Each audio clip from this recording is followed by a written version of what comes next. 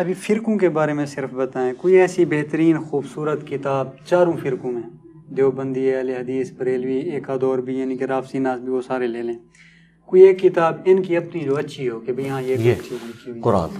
یہ تو مسلمانوں کی ہو گئی. نہیں ہے، یہ مسلمانوں کی کتاب ہے. یہ کلیم کرتے ہیں انہوں نے پڑھی کوئی نہیں ہے. ٹھیک ہے.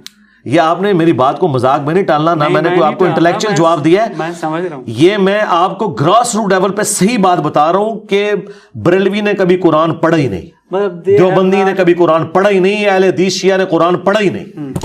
They have not a single good book. قرآن اس کے علاوہ ضرورت ہی نہیں. دیکھیں آپ زیادہ زیادہ کہتے ہیں یہ جی 400 سال پرانے ایک بزرگ نے کتاب لکھی ہے، سرکار کی 1400 سال پرانی ہے، اور یہ اس بزرگ پہ نازل ہوئی ہے جس کو واقعی اللہ نے ہمارا بزرگ بنایا تھا. قرآن کے بعد تو سرکار صحابہ کرام نے شاعری کرنا چھوڑ دی، اپنے کلام پھاڑ دیے کہ بھی قرآن کے بعد ہم کیا شاعری کریں. تو آپ مجھے کہہ رہے ہیں قرآن کے بعد میں کوئی کتاب بتاؤں؟